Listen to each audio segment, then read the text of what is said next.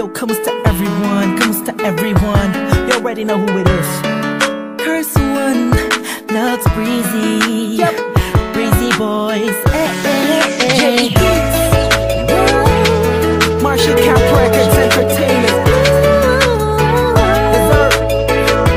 Nabihag ng part 2. Rock me na. I was one night, ako'y nasa isang tabi session kasama ang mga Breezy boys, may konting conversation. Kamusta Don? Kamusta Blake? Kamusta Lux? Kamusta Snake? Masaya ako't magkakasama tayo ngayon. Pero paabot mo na ng stick ng Marlboro na pula, mali puti pala.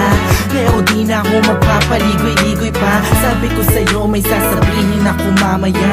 Ako'y nahihiya, huwag na lang kaya aaminin o ililihim. Kaso mukhang di mo talaga ako papatulugin. Ang kulit-kulit mo, sabi mo di ka rin makakatulog pag ito sinabi ko sa'yo. Pero paano ko ba sisimulan? Ako'y talaga kinakabahan. Buti na lamang kahit na papanaway nakahanap ako ng paraan. Malamang ikay maguluhan pag sinabi ko sa'yo mahal na kita, ako ay napihat. Kahit anong gawin ko upang maalis lang sa isipan ko kung gano'n ka kabait sa akin. Sa tingin ko'y may kakaibang namamagitan sa atin. Ikaw ang sigaw, tindig ng puso ko.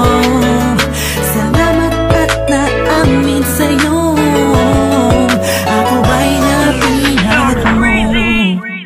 Pinapangako ko kung makikita kita ay hindi na magdadalawang isip sabihin na ako yung dati na sa'yo'y nakatingin. Pwede ba akong lumapit? Pwede ko bang sa'yo tanungin na di ba ikaw yung babaeng anghel na dumaan sa aking harapan? Para bang mabuwang talagang ganyan ng pakiramdam ko kasi ako'y inag na at nahulog sa pangalawang pagkakataon. Hindi ko na palalampasin ang bawat ito ng kabanata nating dalawa kung saan una tayong nagtagpo.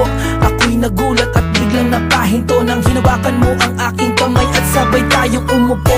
Dahan-dahan mong sinabi sa'kin na gusto rin kita sana nung una inamin mo na. Dahil ayaw ko na sanang magpaligoy-ligoy pa, sasagutin kita ng oo dahil mahal din kita.